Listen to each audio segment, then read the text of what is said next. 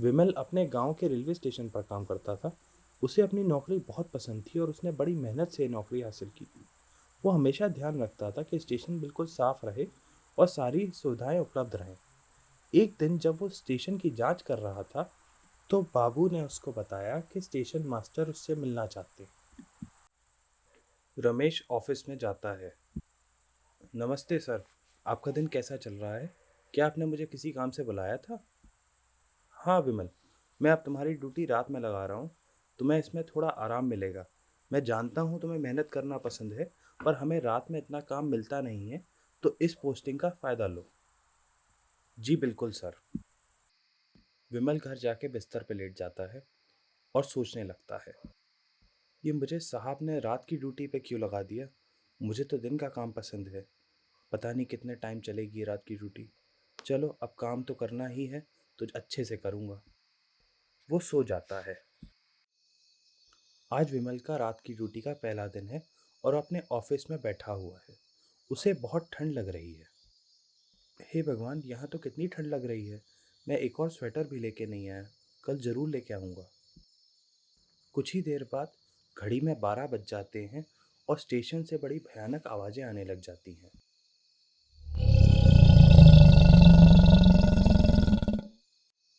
ये सुनकर विमल खिड़की के पास जाता है। उसे कुछ दिखाई तो नहीं देता, पर आवाज़ें फिर भी आ रही होती हैं। वो स्टेशन के बाहर जाता है और एक पेड़ के पीछे छुप जाता है। ऐसा लगता है स्टेशन में कोई जंगली जानवर आ गया है। मैं यहीं से छुप के देखता हूँ। एकदम से ट्रेन की पटरी पर एक चुड़ैल आ जाती है। हे भगवान, ये क्या हो रहा है? मुझे तो अपनी आंखों का विश्वास नहीं हो रहा। ये कैसे हो सकता है? एकदम से एक ट्रेन पटरी पे आती है। विमल पेड़ के पीछे से छुप के देखता रहता है। ये कौन सी ट्रेन है? इस समय तो कोई ट्रेन नहीं आने वाली थी। मैं ऑफिस में जाके चेक करता हूँ।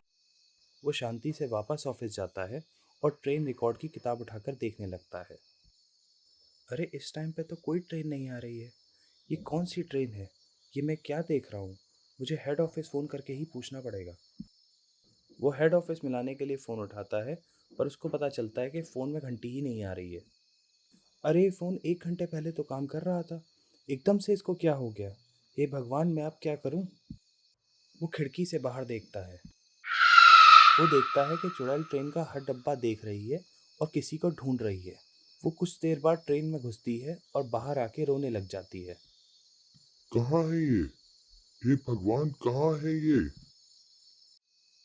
विमल अपने ऑफिस से चुड़ैल को देखते हुए सोचता है, हे भगवान, मैं ये कहाँ फंस गया? ये चुड़ैल तो रो रही है। ये क्यों रो रही है? वो अपनी जेब से अपना मोबाइल फ़ोन निकालता है और उससे फ़ोन मिलाने की कोशिश करता है। ये फ़ोन कुछ देर पहले तो ठीक चल रहा था, पूरी बैटरी भी थी। अब ये क्यों नहीं काम कर रहा है?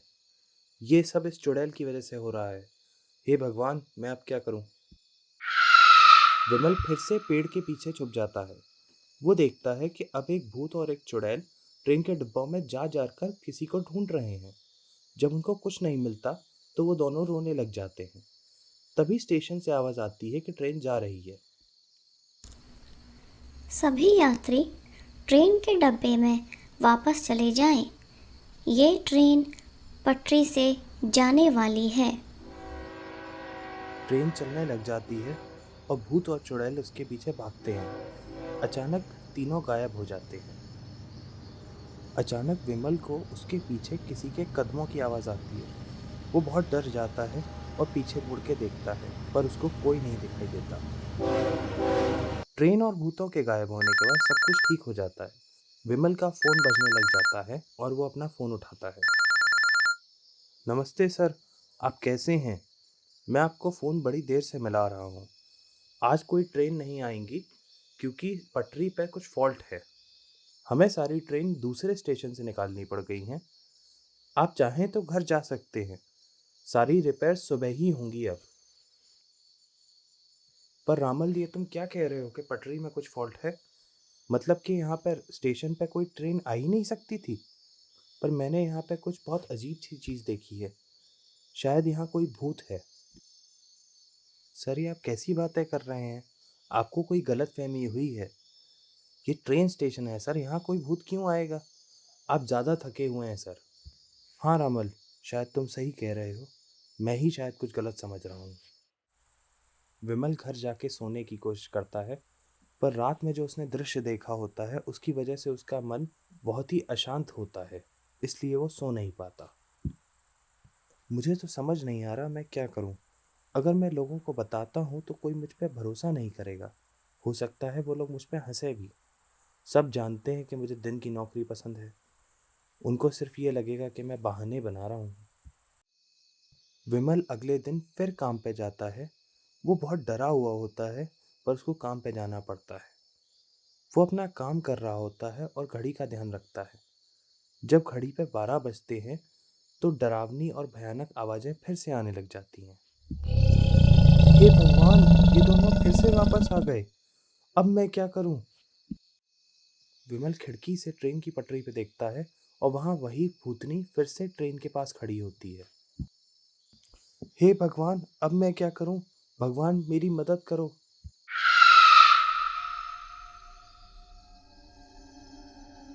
अब वो देखता है कि एक भूत और चुड़ैल फिर से ट्रेन के डब्बों में जाकर किसी को ढूंढ रहे हैं। जब उनको कोई नहीं मिलता तो वो बाहर आकर रोने लगते हैं। फिर स्टेशन से घोषणा होती है कि ट्रेन जाने वाली है।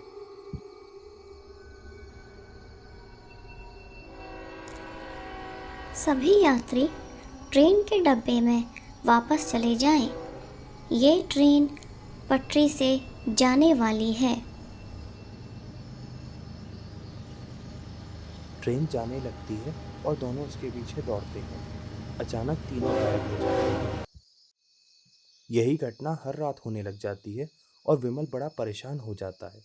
वो स्टेशन के आसपास टहल रहा होता है, ये सोचते हुए कि इस परेशानी का निवारण कैसे कर सके। मुझे पता करना पड़ेगा यहाँ चल क्या रहा है। क्या ढूंढ रहे हैं इस ट्रेन में? एकदम से उसकी नज़र एक बूढ़ी औरत पे पड़ती है जो स्टेशन में सफाई कर रही है। माताजी, क्या आप रोजाना इस स्टेशन की सफाई करती हैं? कब से काम कर रही हैं आप यहाँ पे? हाँ मेरे बच्चे, मैं पिछले 20 सालों से यही काम कर रही हूँ। फिर तो शायद आपको उन भूतों के बारे में भी पता होगा। ओह, तूने भी उनको देखा बेटा? हाँ माताजी, मैंने भी उन्हें देखा है। वो हर रात यहाँ आते हैं और किसी को ढूंढने की कोशिश करते रहते हैं। मैं जानना चाहता हूँ वो किसको ढूंढना चाहते हैं। वो अपने बच्चों को ढूंढ रहे हैं। क्या? हाँ मेरा बच्चा, कई साल पहले की बात है। इसी गांव में एक माँ बाप और उनके 2 बच्चे रहते थे। परिवार बहुत खुशहाल था। बच्चे भी पढ़ाई में बहुत होनहार थे।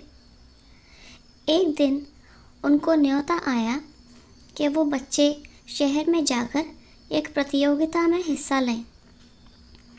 हालांकि माँ बाप उन्हें भेजना नहीं चाहते थे, लेकिन सब ने मिलकर उन्हें समझाया कि बाहर जाकर ही उन्हें पढ़ाई कभी करनी होगी।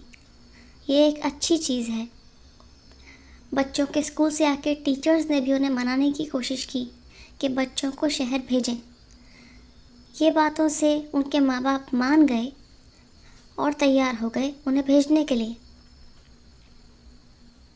बेटा, बच्चे चले तो गए थे, लेकिन 3 दिन बाद उन्हें जब घर आना था और उनके माँ बाप बहुत ही बेसब्री से स्टेशन पे इंतज़ार कर रहे थे, लेकिन गाड़ी रुकी नहीं।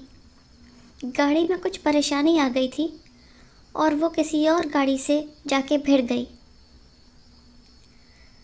बेचारे माँ बाप ये सदमा बर्दाश्त नहीं कर पाए और उन्हें दिल का दौरा पड़ गया। वो उन दोनों की वहीं मौत हो गई। सारे यात्री भी चल बसे थे। बस तब से उसी तरह ट्रेन रात को आती है और वो दोनों रोज़ उस ट्रेन के पीछे उसी दिन की तरह भागते हैं। वो तब से अपने बच्चों के लिए ही रोज़ रात को इंतज़ार करते हैं बेटा।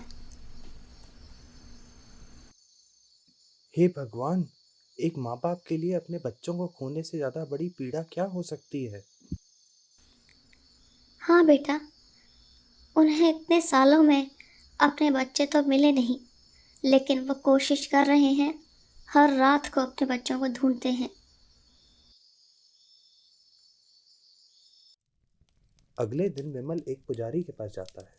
वो स्टेशन पर एक हवन कराने की व्यवस्था करता है ताकि उस भूत और चुड़ैल की आत्मा को शांति मिल सके।